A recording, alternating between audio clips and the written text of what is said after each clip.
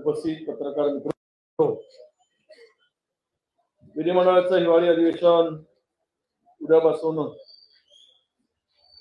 विदर्भाच्या बोलीमध्ये नागपूरला सुरू होत आहे। या उपराजधानीमध्ये होणारे हिवाळी अधिवेशन आणि आज त्याच्या पूर्वसंध्येला आज महामानव परमपूज्य डॉक्टर बाबासाहेब आंबेडकर यांचा महापरिनिर्वाण दिन। मी सर्वप्रथम बाबासाहेबांच्या स्मृतीस विनम्र अभिवादन करतो। आज अधिवेशनासाठी संपूर्ण विधिमंडळ आणि मंत्रिमंडळ नागपुरात आलेला आहे। सर्व दोन्ही अध्यक्ष उपाध्यक्ष या ठिकाणी उपस्थित आहेत। खरं तर पुरोगामी महाराष्ट्र म्हणून या महाराष्ट्राची ओळख आहे आणि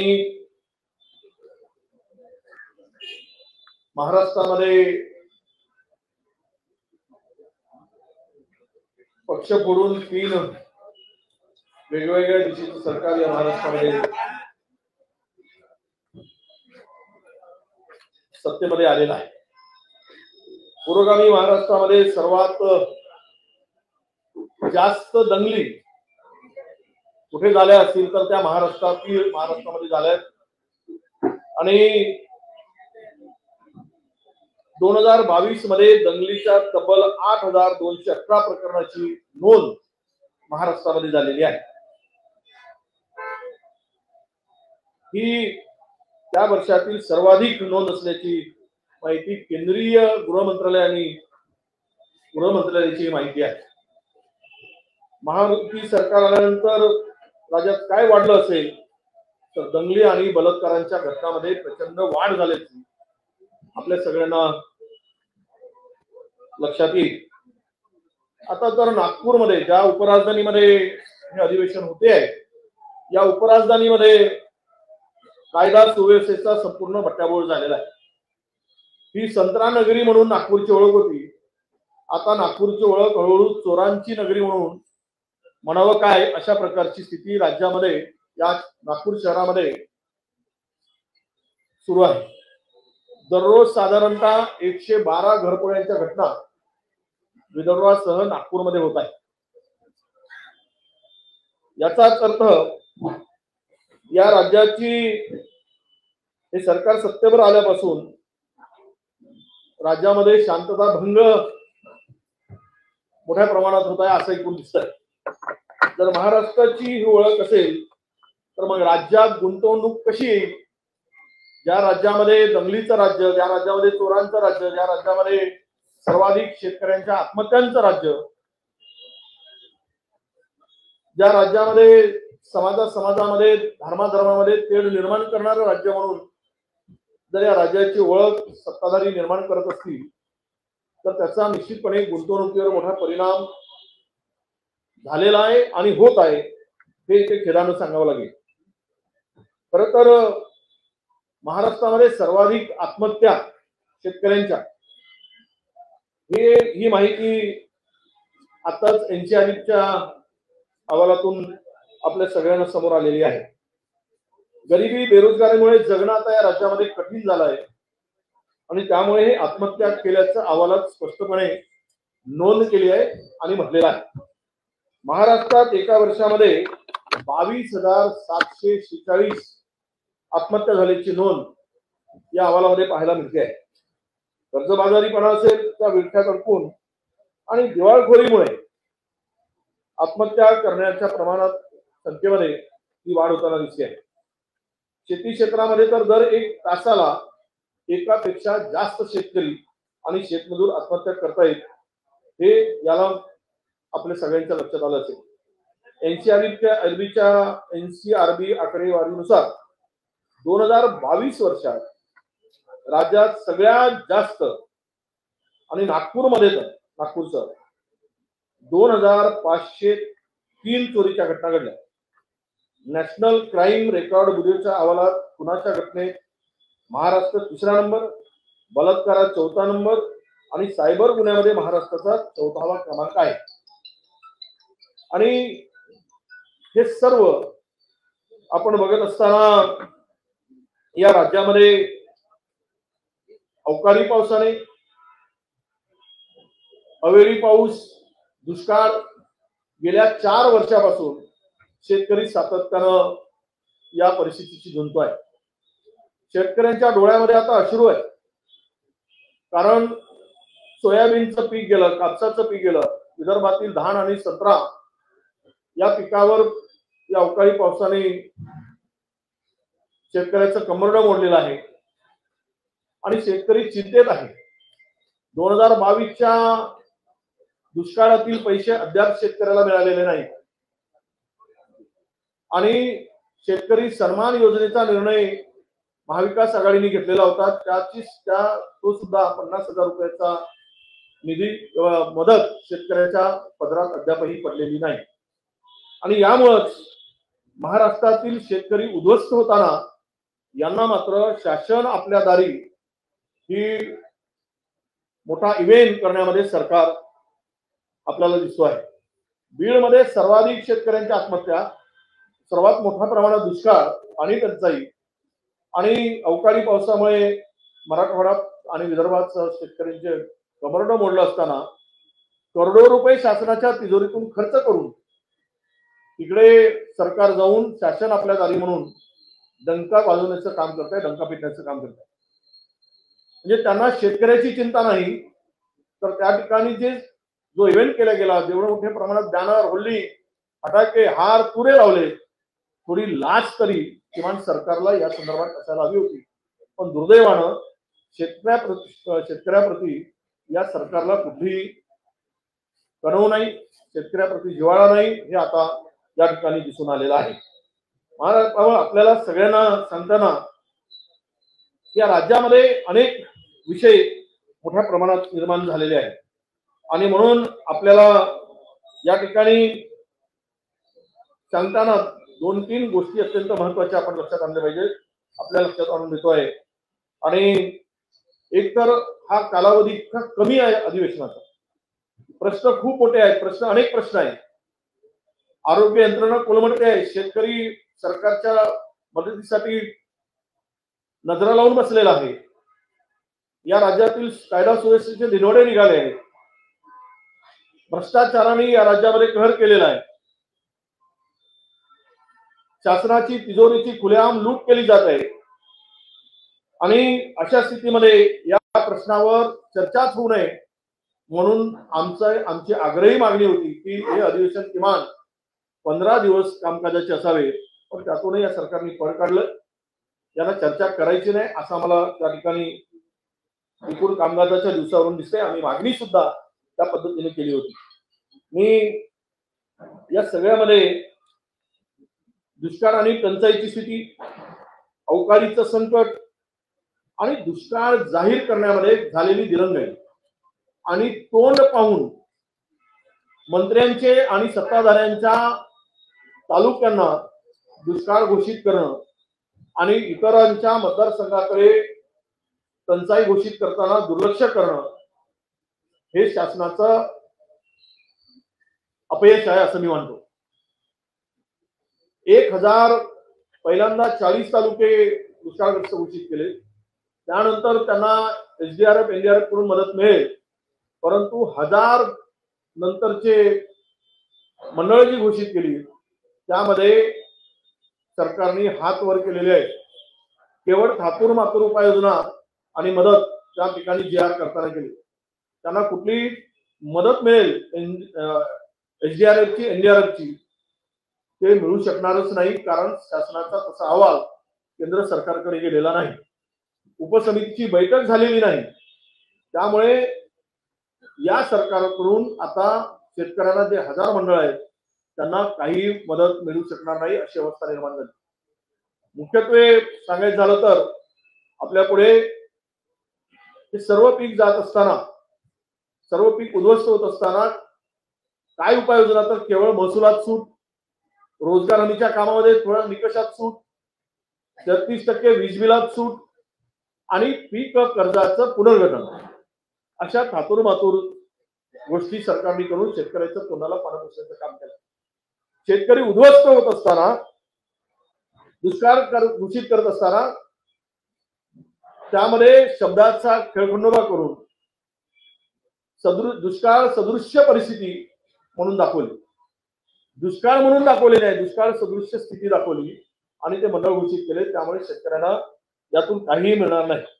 आणि मुख्यमंत्री नेहमी सांगत असतात की आम्ही शेतकऱ्याला, हे सरकार शेतकऱ्यांचं सरकार आहे आणि त्यांच्या भाषणातून वारंवार आम्ही शेतकऱ्याला वाऱ्यावर सोडणार नाही, वाऱ्यावर सोडणार नाही, वाऱ्यावर सोडणार नाही. आणि सर्व शेतकऱ्याला मात्र यांनी वाऱ्यावर सरकारने सोडून दिला आहे, अशी परिस्थिती महाराष्ट्रात आहे. आणि या सगळ्या परिस्थितीमध्ये सरकारचा या दुष्काळाकडे पाहण्याचा दृष्टिकोन अत्यंत नकारात्मक आणि शेतकऱ्यांना उद्ध्वस्त करणारा आहे. सरकार कसं टिकेल यासाठी या सर्वांची शक्ती आता या ठिकाणी काम करताना आपल्याला दिसते आहे. कर्नाटकापेक्षा भीषण असं दुष्काळ राज्यात असताना या सरकारने मात्र पूर्णतः हे सरसकट दुष्काळ घोषित करण्यामध्ये दिरंगाई केली आणि केला नाही किंवा वेळ घालवला आणि हे सरकार मात्र यामध्ये घोळ घालत बसले. तुम्हाला सगळ्यांना सांगताना महाराष्ट्रातील जनतेला 16 जिल्ह्यातील जवळपास 91 तालुक्यातील 4 लाख पेक्षा अधिक जमीन आता या अवकाळीमुळे नुकसान झालेलं आहे. द्राक्षाचं पीक गेलं, तुरीचं पीक गेलं, कांद्याचं पीक गेलंय, संत्र्याचं गेलाय, धानाचं पीक आहे नष्ट झालेलं आहे, कापूस नष्ट झालेला आहे. हे सगळ्या पिकांना फार मोठ्या प्रमाणात शेतकऱ्यांना या पिकामध्ये नुकसान झालेलं आहे. आणि अशी स्थिती असताना या सरकारने केवळ पंचनाम्याचे आदेश दिले असले तरी सरसकट पंचनामे व्हावेत असं सांगितलं नाही. आणि खालच्या यंत्रणेला त्यांनी मोजके पंचनामे करून सरसकट पंचनाम्यापासून थांबवला असा आमचा आरोप आहे. दुष्काळ जाहीर करण्यात दिरंगाईचा विषय आपल्यापुढे आणला. यामध्ये सरकारनं उभी केलेली संकटाची मालिका इतकी मोठी आहे की बोगस बियाणांचा काळा बाजार या राज्यात मध्ये झाला.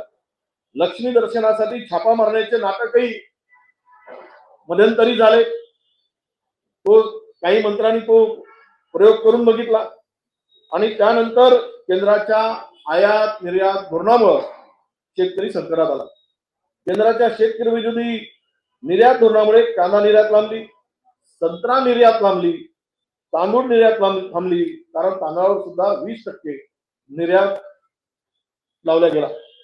आणि या सगळ्यामुळे आज कापसापासून तर आपल्या संत्र्यापासून तांदळापर्यंत कांद्यापर्यंत हा सगळा शेतकरी आज संकटात सापडलेला आहे.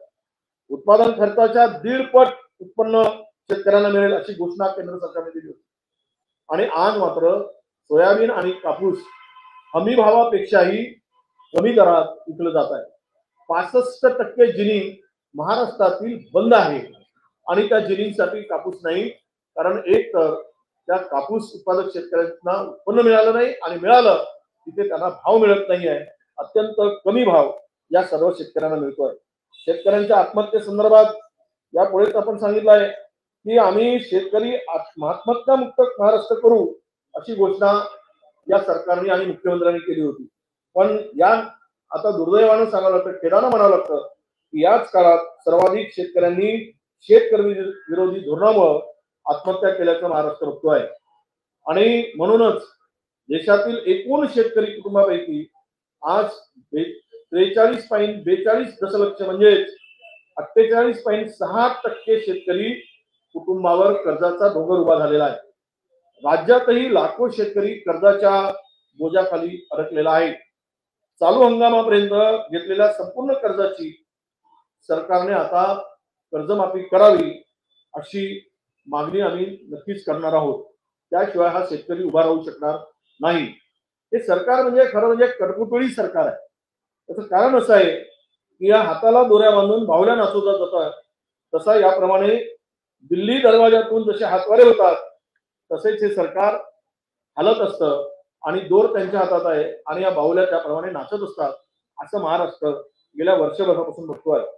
हे स्वाभिमान शून्य आणि कटपुतळी सरकार असं याला म्हणता येईल. सरकार किती असंवेदनशील आहे हे सर आपण पाहिलं. याचं एक उदाहरण आहे की वाढवण बंदर. वाढवण बंदराच्या संदर्भात स्थानिक मच्छीमारांचा विरोध होता. मागील वर्षी 21 नोव्हेंबरला 2021 नोव्हेंबर 2022ला आझाद मैदानावर आंदोलन झालं होतं आणि मुख्यमंत्र्यांनी त्यांना आश्वासन दिलं, मी बैठक घेतो. बैठकही घेतली नाही आणि त्यामध्ये ते कामही थांबवलं नाही आणि मच्छीमारांना मात्र त्या ठिकाणी उद्ध्वस्त होताना संपूर्ण तो परिसर बघतोय. 21 नोव्हेंबर 23ला 1 वर्ष झालं, पण साधी बैठक घ्यायला या मुख्यमंत्र्यांना त्या ठिकाणी वेळ मिळाला नाही. आमदार नाराज झाले की लगेच बैठक घेतो म्हणून सांगायचं आणि त्या बैठकाच घ्यायच्या नाही आणि त्यांना फिरवायचा, अशी पद्धत महाराष्ट्रात सुरू आहे. याबरोबरच सरकारला कायद्याची आणि जनतेची स्वीकृती नाही, हे मात्र खेदानं सांगावं. गेल्या 7-8 वर्षात देशातील आणि राज्यातील विरोधकांना संपवण्याचं आणि पक्ष फोडण्याचं काम केंद्रीय यंत्रणांना हाताशी धरून सुरू आहे. एक नवा लोकशाही विरोधी पायंडा या मंडळींनी आता पाडला आहे. यांना पक्षांतर बंदीची भीती नाही, जनतेची भीती नाही, संविधानाची भीती नाही आणि न्यायालयाची भीती उरली नाही, अशी स्थिती महाराष्ट्रात आहे. आज महापरिनिर्वाण दिनाच्या निमित्तानं दिन आहे. यामुळे लक्षात ठेवा, हे राज्य परमपूज्य डॉक्टर बाबासाहेब आंबेडकरांनी भारतासाठी एक मजबूत लोकशाहीची चौकट आपल्याला घालून दिली आहे. तुमच्या लोकशाही विरोधी कृत्यांना उशिरा का होईना पण चाप बसेल, याविषयी मात्र आमच्या मनात अजिबात शंका नाही. आणि म्हणून या राज्यातील अनेक प्रश्न यापुढे जे निर्माण झाले त्यामध्ये अनेक विषय आहेत, पण 2 विषय पुन्हा महत्वाचे सांगतो आणि त्यानंतर पुढले जातील. यामध्ये खरं तर आरक्षणाचा खेळखंडोबा या सरकारने आपल्या राजकारणासाठी केलेला आहे. 2 समाजामध्ये भांडणं लावून, 2 बाजूला 2 पक्ष उभे राहून संपूर्ण महाराष्ट्रातील जनतेला भेटी करण्याचं काम केलं. खरं तर पक्षफोडीपासून स्वतःची बदनामी झाकण्यासाठी, गेलेली पद सुधारण्यासाठी या सरकारने Maratha versus OBC, Dhangar versus आदिवासी अशा समाजामध्ये दुई आणि भांडणं लावण्याचं काम केलेलं आहे. आणि म्हणून हे सरकारकडे आमची मागणी होती की तुम्ही कोणत्याही परिस्थितीमध्ये जातनिहाय जनगणनेचा निर्णय सरकारने घ्यावा, पण 1.5 वर्ष होऊ नये या सरकारने त्या संदर्भात कुठली भूमिका स्वीकारली नाही. मराठा आरक्षणासाठी असेल किंवा ओबीसीच्या आरक्षणासाठी पुन्हा इम्पिरियल डेटा गोळा करण्याची आठवण या सरकारला मागे आपण करून दिली होती, त्यालाही यांनी वाटाण्याच्या अक्षता लावल्या. जातनिहाय जनगणना करण्याचा निर्णय सरकारने 1.5 वर्षात घेतला नाही आणि आता बिहारच्या धर्तीवर जनगणना आणि आरक्षण देण्याचा विचार सरकार करीत आहे. पण हे केवळ पुन्हा अधिवेशनाच्या तोंडावर पुन्हा त्याला तोंडावर हे यांचं हे सोंग आहे असं आमचं मत आहे. धनगर समाज एसटीचं आरक्षण मागतोय आणि या 30चा अहवाल जो आला आहे मंत्रालयाच्या 6व्या मजल्यावर जो पडून आहे, धूळकात पडला आहे, त्यावरची धूळ झटकण्याचं कष्ट सुद्धा शिंदे, फडणवीस आणि पवार सरकारने घेतलेलं नाही. मी आपल्या लक्षात आणून देतो की मुस्लिम आरक्षणाला न्यायालयाची अटकळी नाही, पण एका धर्म देशातून मुस्लिम आरक्षण देण्यासाठी हे सरकार तयार नाही. लिंगायत असतील किंवा इतर समाजाच्या आरक्षणाच्या मागण्याकडे बघायला हे सरकार आता लक्ष घालायला वेळ नाही. सर्वच आरक्षणातील गुंता वाढवण्याचं काम या सरकारने केलेलं आहे. केवळ सत्तेसाठी पक्ष फोडले आणि एकत्र नांदायला तयार नाहीत, अशी यांची स्थिती आहे. मुख्यमंत्री महोदयाची सर्व शक्ती, न्यायालय, अपात्रता, सुनावणी, बंडखोर आमदारांना सांभाळणं, दिल्ली दरबाराची मर्जी राखणं आणि मूळ शिवसेनेविरुद्ध लढण्यात या सर्व शक्ती घालत आहे. आणि त्यामुळे महाराष्ट्राचा संपूर्ण महाराष्ट्र उद्ध्वस्त होताना आपण सगळेजण बघतो. हा सर्व खेळखंडोबा या ठिकाणी चालू आहे. आमचे डीसीएम, पहिले डीसीएम, नागपूरकर डीसीएम एवढे हतबल झाले की आम्ही कधी त्यांना पाहिलं नाही. त्यांना वरिष्ठ नेत्यांनी अगोदर पहिल्यांदा शिंदे मुख्यमंत्र्यांना सांभाळण्याचं काम दिलं आणि नंतर मात्र त्यांना बारामतीकरांना सांभाळण्याचं काम दिलं. हे जोडी सांभाळता त्यांच्या नाकामध्ये आणि तोंडामध्ये ठेस यायला लागला आहे. ते महाराष्ट्राचा बघतोय. पुन्हा त्यातल्या त्यात नाराज आमदार तर आहेच, अशी परिस्थिती आहे. हे सर्व पक्ष, 3ही पक्ष एकमेकावर कुरघोडा करण्याची एकही संधी सोडत नाही, हे आपण आता मागच्या चित्रावरून दिसते आहे. राज्याचे सर्व डबे घसरले, पण 3 मात्र 3 दिशेने सुसाट पडताना आपल्याला दिसत आहे. तिघांचं एकच काम आहे, चोर चोर मावस भाऊ, तिजोरी लुटून आपण सगळे मिळून खाऊ.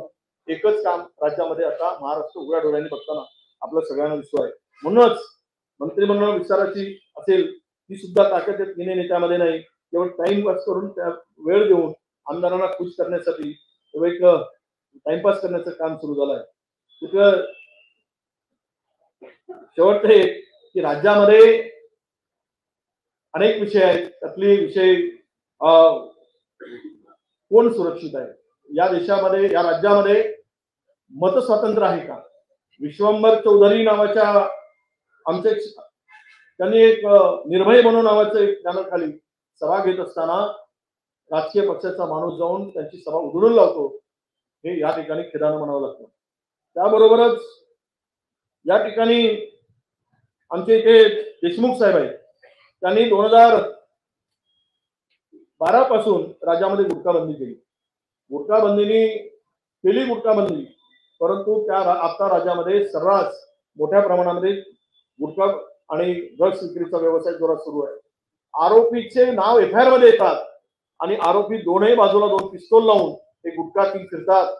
त्यांना मोका लावण्याची आवश्यकता होती, पण सरकार मात्र गृह खातं आणि हे मला वाटतं अन्न औषध विभाग दोघांच्याही पोलीस आणि औषध विभागाच्या दोघांच्याही आश्रयाखाली या राज्यामध्ये दर महिन्याला 1000 कोटी रुपयाचा गुटखा विकला जातो, हे आता या ठिकाणी दिसते आहे.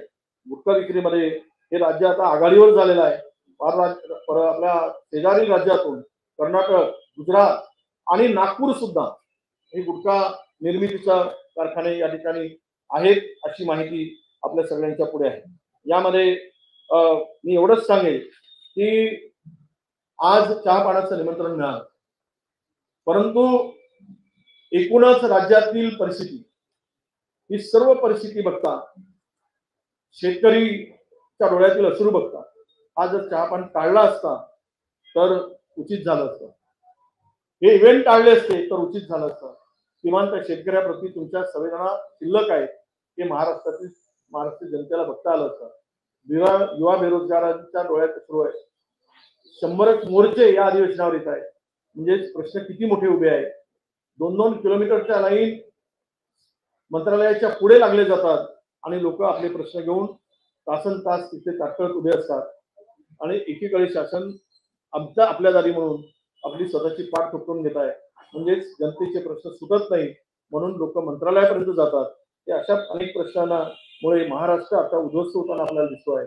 कायदा सुव्यवस्थेचा धाक राहिलेला नाही, बेरोजगारांना न्याय नाही, शेतकऱ्यांना स्वतः नुकसान झालं तर मदत नाही आणि यामुळे हा विदर्भामध्ये हे अधिवेशन होत असताना विदर्भाचा सुपुत्र म्हणून, विदर्भातील मातृत्व म्हणून मी नक्कीच आपल्या सर्वांचं इकडे स्वागत करत असताना, या प्रश्नाला न्याय देत असताना, हे प्रश्न सोडवत असताना, या महिलांचे प्रश्न, पीडितांचे प्रश्न, सर्वसामान्य लोकांचे प्रश्न हे मार्गी लावण्यासाठी आम्ही आपल्याकडून मदत मिळेल, आपलं सहकार्य मिळेल. शेवटी अधिवेशनाची फलश्रुती शेतकऱ्यांना त्यांच्या हक्काचं मिळावं, बेरोजगारांना न्याय मिळावा, या राज्यातील कायदा सुव्यवस्थेमध्ये स्थिती सुधारावी, या राज्यातील बिघडलेली कायदा परिस्थिती सुधारण्यासाठी मदत व्हावी, त्यावर चर्चा व्हावी आणि आरक्षण आहे, अनेक विषयावर चर्चा व्हावी अशी आमची या अपेक्षा आहे. परंतु त्या कुठल्याही गोष्टीमध्ये सरकारला रस नाही. कमी कालावधीमध्ये अधिवेशन होत आहे यासाठी आणि राज्यापुढील प्रश्न इतके मोठे असताना चहापानला जाणं उचित नाही, म्हणून आम्ही चहापानाला परत बहिष्कार टाकण्याचा निर्णय महाविकास आघाडीने घेतला आहे आणि त्यामुळे आज आम्ही तिकडे जाणार नाही. पण सर्व पत्रकार मित्रांना आमची विनंती आहे की या अधिवेशनामध्ये जे प्रश्न चर्चेला येतील त्यांना न्याय देण्यासाठी आपली सुद्धा मदत आम्हाला मिळावी, सहकार्य मिळावं अशी अपेक्षा आपल्याकडनं मी व्यक्त करतो आणि आपण आलात, आपल्याला धन्यवाद देतो. यानंतर आमचे विधान परिषदेचे विरोधी पक्षनेते आपल्याशी संबोधित करणार.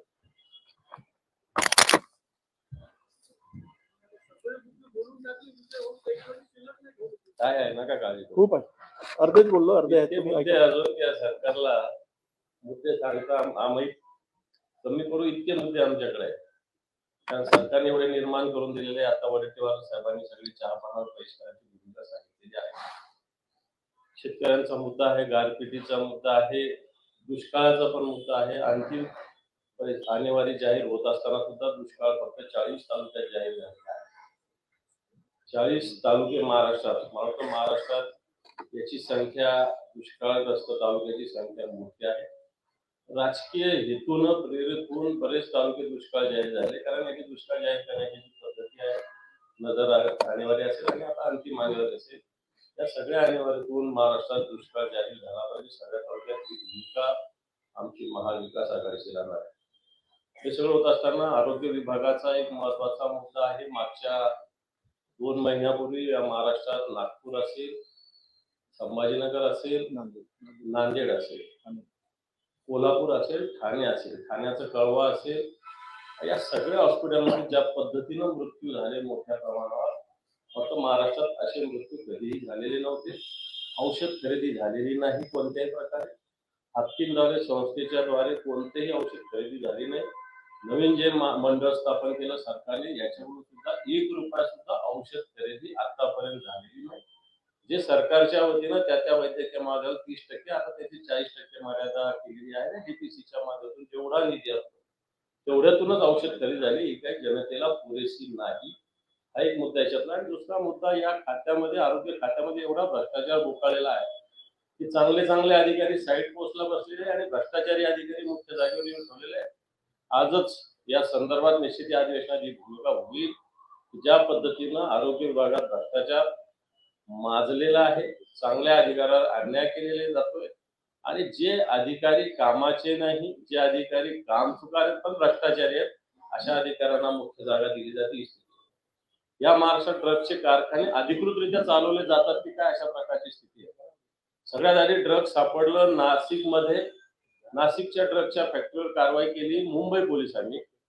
संभाजीनगरातल्या ड्रग्सच्या कारखान्यावर कारवाई केली अहमदाबाद पोलिसांनी. आणि तुमच्या मीडियाला का आलं नाही माहित नाही, कारण मीडिया सुद्धा काही गोष्टी झाकून ठेवतो. काल परवाच्या दिवशी रात्री रायगड जिल्ह्यामध्ये कारवाई झालेली आहे कर्जत खोपोली तालुक्यामध्ये, आणि ही कारवाई केली नवी मुंबईच्या नार्कोटिक्स विभागाने. मीडियावर कुठे अजून एकही बातमी दिसलेली नाही, परंतु दिवसाढवळ्या ड्रग्सचे कारखाने या महाराष्ट्रात चालू आहे. ड्रग्सचा आरोपी दिवसाढवळ्या पुण्याच्या ससून हॉस्पिटलमधून पळून गेलेला आहे. एवढ्या मोठ्या गोष्टी होत असताना बाकीचे तर गुन्हे जर बघितले या महाराष्ट्रात, तर मला वाटतं महाराष्ट्राला लाज वाटेल, अशा प्रकारची स्थिती. मराठवाडा विदर्भाच्या विकासाच्या फक्त गप्पा मारल्या जातात. विदर्भाचे अनेक प्रकल्प अजूनही तसाच अनुशेष बाकी आहे. संत्र्याच्या भावाचा प्रश्न आहे. संत्र्याचा आयात निर्यात बांगलादेशमध्ये मोठ्या प्रमाणात निर्यात होती, त्याला सवलती देण्याच्या नुसत्या घोषणा झाल्या, परंतु संत्रा उत्पादकांना कोणत्याही प्रकारचा न्याय मिळाला नाही. मराठवाड्यात मागच्या 1.5 महिन्यापूर्वी बैठक झाली. 14,000 कोटी रुपयाच्या घोषणा केल्या गेल्या सिंचनाच्या बाबतीत, परंतु मला वाटतं इथे जयंत पाटील साहेब पण बसलेले आहेत. 14,000 कोटी रुपयाच्या घोषणा झाल्या, पण त्याचा सर्व्हे करण्यासाठी 50 कोटी रुपये मागच्या 1.5 वर्षांनी दिलं जात नाही. अशा प्रकारची स्थिती म्हणजे या फक्त बंपक घोषणा या सगळ्या केल्या गेल्या. दुधाचा प्रश्न, शेतकऱ्यांचा, जे दूध उत्पादक शेतकऱ्यांचा दुधाचा एक महत्वाचा प्रश्न आहे. आज दूध 22 रुपयापर्यंत, 23 रुपयापर्यंत दुधाचे भाव आलेले आहेत आणि याच्यावर सरकार कुठे तोंड उघडायला तयार नाही. मोठ्या मोठ्या ज्या संस्था आहे, महानंद सारख्या संस्था आहेत, अशा संस्था बंद व्हायच्या मार्गावर आहे आणि राज्य सरकारला त्या बंद व्हाव्या अशाच प्रकारचे राज्य सरकारचा प्रयत्न चालू आहे. परंतु जो दूध उत्पादक शेतकरी आहे याला कोणताही न्याय आताचं सरकार देत नाही, अशा प्रकारची स्थिती आहे.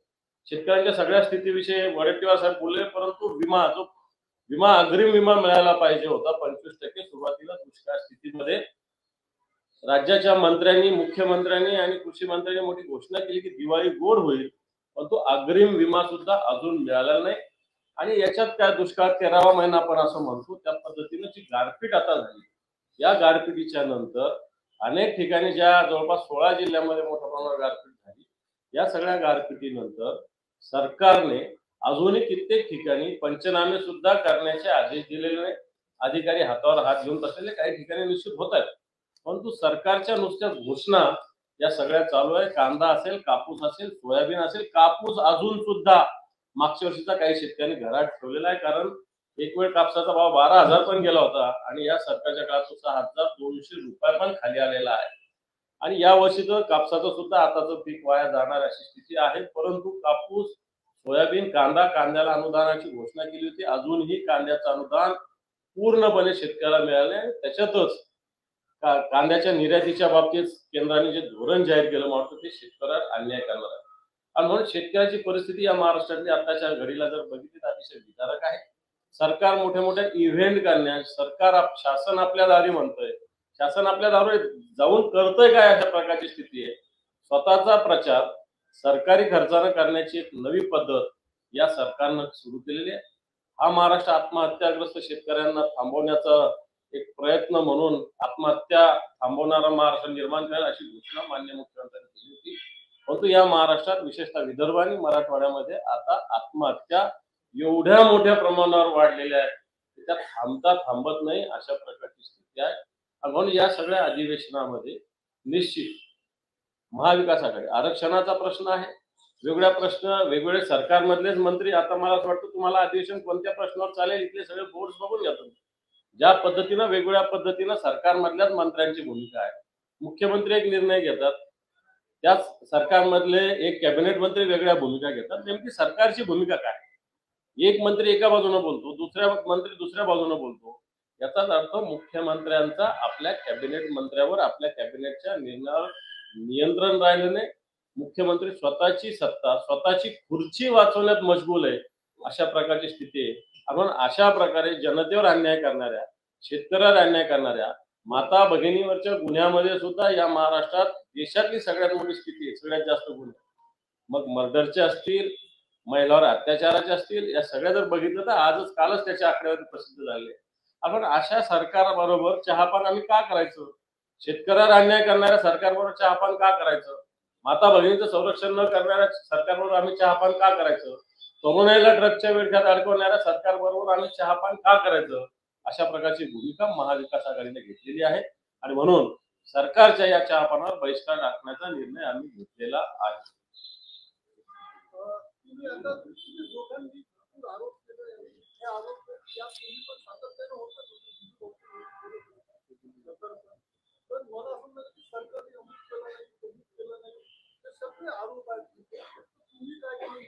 मला असं वाटतं आता तुम्ही काय सुपारी घेऊन आले?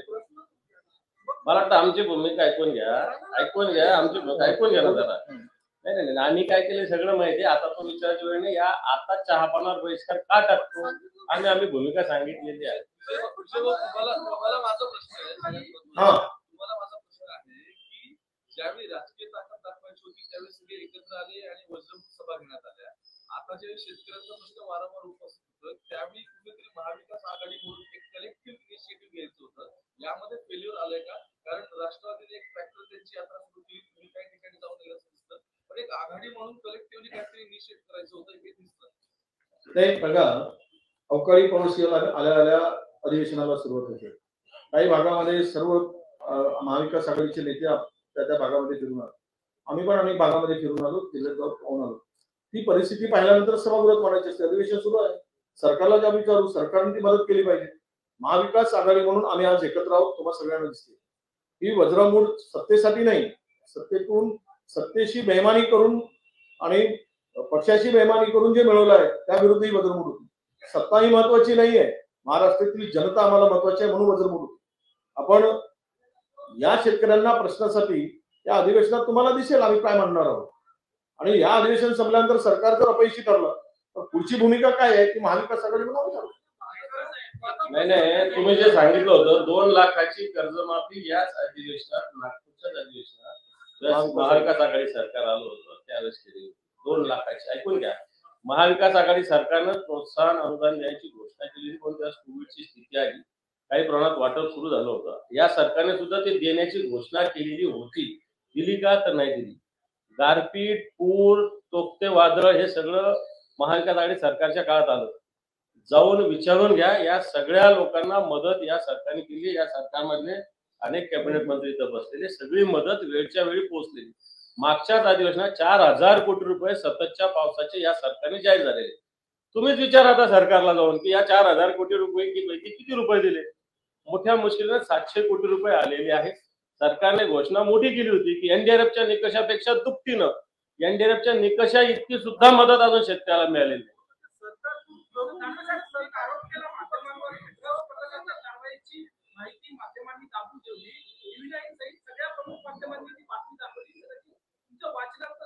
खोपोलीची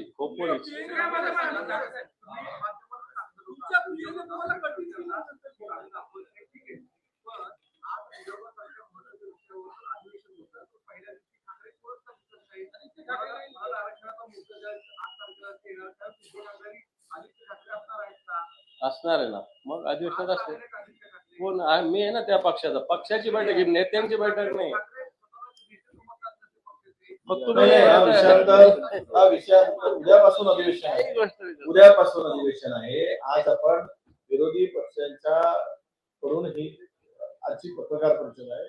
आम्ही चहापानाला जात नाही हे सांगण्यासाठी आणि महाराष्ट्रातल्या प्रमुख मुद्द्यावर आहे, त्याला विषयांतर करू नका, तुम्हाला आमची विनंती आहे. एक महत्त्वाचा एक प्रश्न.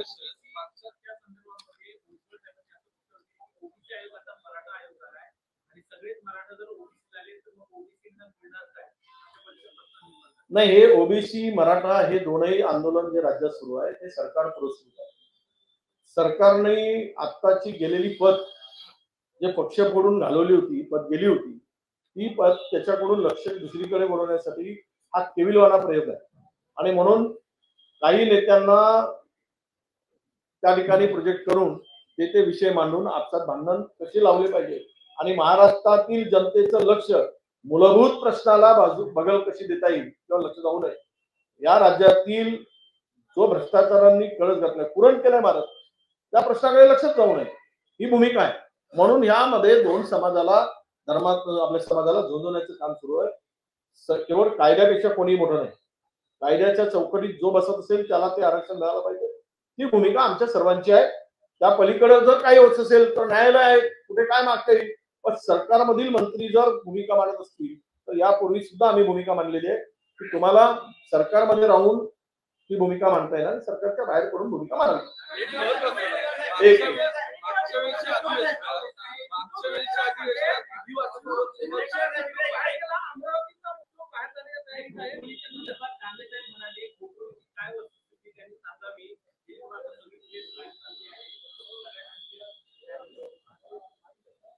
संपला तो विषय.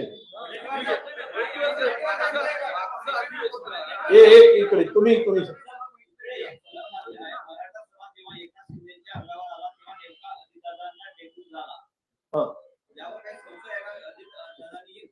हे मी नाही म्हटलंय, त्याच्या खाली कोण म्हटलंय बघा, तो वाचा जरा बाजूला व्हा. तो रामाचे दास म्हटले. रामाचे दास आहेत ना त्यांनी, ते रामाचे दास त्यांनी संशय व्यक्त केला, मी नाही. तुम्ही त्यांना विचार.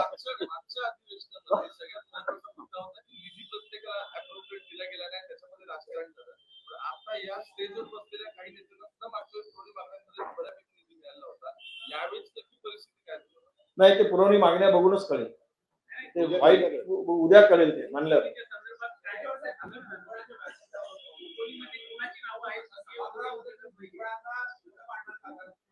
सांगतो नक्की. जे बघा, जे समाजात भांडणं लावून महाराष्ट्राला अस्थिर करू शकतील, महाराष्ट्राच्या पुरोगामी विचाराला जर हटकळ पाडत असतील तर ते विषय आम्ही तिकडे मांडू. आरक्षण त्या समाजाचं आहे. मी ओबीसी आहे, माझ्या स्वतःच्या आरक्षणाचं संरक्षण करणं हे माझं काम आहे. परंतु मी इतरांवर आरोप करणं हे मला चुकीचं आहे. कोणताही असेल, जरांगे पाटील असू देत, भुजबळ असू देत, यांनी ही जी भूमिका आता स्वीकारून एकमेकावर वैयक्तिक पोरगडी सुरू केली आहे. समाजाचे प्रश्न बाजूला राहिले. हे भुजबळ तसे, ते जरांगे तसे, या विषयात स्वारस्य नाही. तुमच्या आरक्षण धक्का लागणार नाही सरकारही म्हणते आणि आम्ही म्हणतोय की आमच्या आरक्षणाला धक्का लावू नये. मग विषय आला कुठे?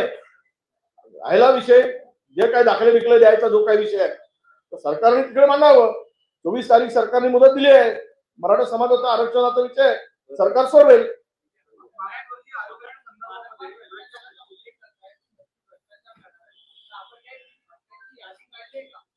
मोठी यादी आहे.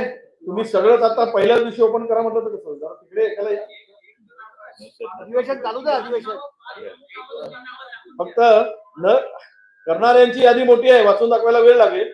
न करणाऱ्याचे म्हणाल तर 2-4 सांगतो. पुढे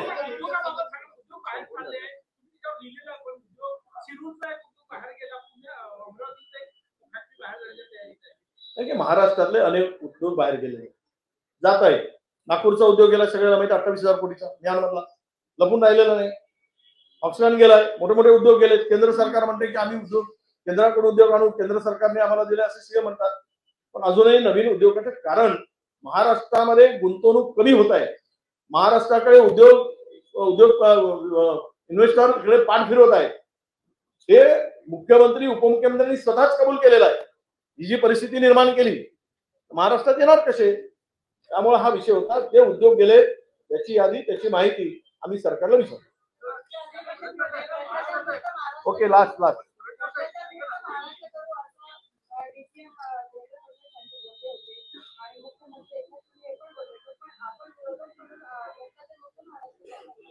नाही, मी म्हणालो ना, याचं उत्तर मी दिलंय. चोर चोर मावत भाऊ सगळे मिळून आपण खाऊ. अजून त्यात काय उत्तराचं बोलू, दुसरं काय. चालेल.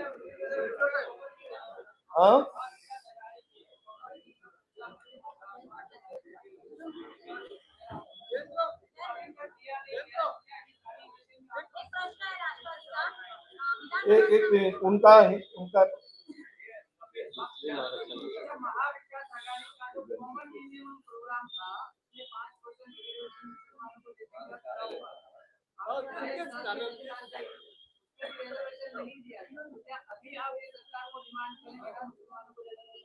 देखो, आपको भी पता है कि सरकार आई थी, सरकार ने काम शुरू किया, कोरोना जैसी महामारी को सरकार को सामने जाना पड़ा।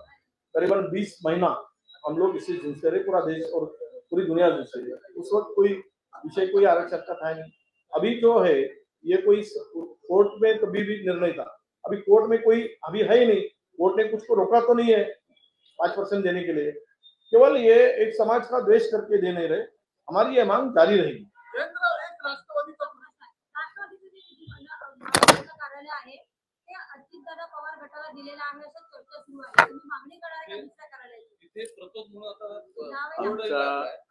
आमचा पक्ष ओरिजिनल आहे, आम्हाला मागणी करण्याची आवश्यकता नाही आहे। ऐका जरा, उत्तर ऐका। आमचा पक्ष ओरिजिनल आहे, आम्हाला मागणी करण्याची आवश्यकता नाही आहे। आमच्यातून जर कोणी बाहेर गेलं आणि त्यांचं ऍप्लिकेशन जर विधानसभेच्या अध्यक्षांनी एंटरटेन केलं असेल तर विधानसभेचे अध्यक्ष जे डिस्क्वालिफिकेशन वर निर्णय घेत आहेत त्याच्या आधी त्यांनी केलेली ही प्रिज्युडाइज ऍक्शन आहे असं माझं मत आहे। 2 मिनिटं ऐका पूर्ण। आणि त्यामुळं आम्ही कुठली मागणी केलेली नाही। आम्ही मागणी न करण्याचं कारण आमचाच पक्ष आमचंच कार्यालय ते आहे आणि त्यामुळं आम्ही मागणी करण्याचा प्रश्न नाही। ज्यांनी अर्ज केलाय, मला माहित नाही कोणी अर्ज केलाय का, अर्ज केला असेल तर तो अर्ज एंटरटेन करण्याचा अधिकार विधानसभेच्या अध्यक्षांना आहे की नाही, हा त्यांनी केलेली कृती ही आता डिस्क्वालिफिकेशन त्यांच्या समोर आहे। 31 जानेवारीच्या आत त्याच्यावरती निर्णय घेणार आहे। त्याच्या आधी त्यांनी ही केलेली आधीच केलेली कृती आहे, त्यामुळं त्यावर बघू आपण पुढे। मागच्या अधिवेशनात तुम्ही व्हीप जारी केलेला नव्हता, यंदा तरी ती गोष्ट होणार आहे का? व्हीप जारी करण्याचा प्रसंग आला नाही, प्रसंग आला तर ते व्हीप जारी होतील।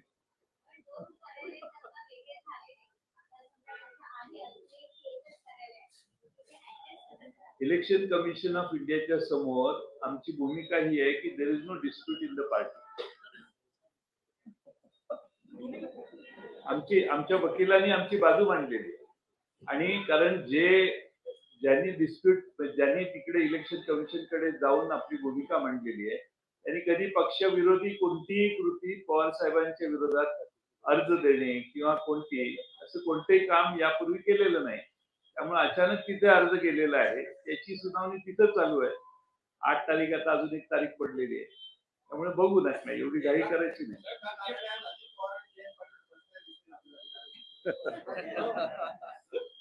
नाही, असं आहे की माझ्या पक्षाचे सदस्य त्या तिथं आले, किती कुणी कुठेही गेलेलं असलं तर त्या तिथं आले तर ते बसू शकतातच ना।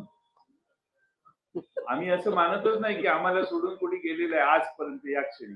आता सत्तेत जाऊन शपथ घेतलेली आहे हा विरोधाभास आहे, पण ते आमचं डिस्क्वालिफिकेशनची केस चालू आहे ना, त्याच्यावर आम्ही स्वतःहून पत्र देऊन हे करण्याची गरज नाही, आमचाच पक्ष मूळ आहे।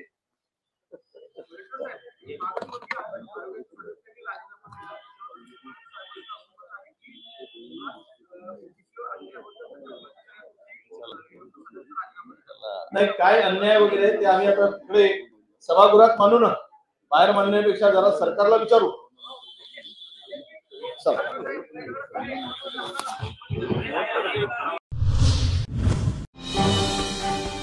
झूम ऑन न्यूज मराठी, प्रत्येक घरासाठी, घरातील प्रत्येकासाठी.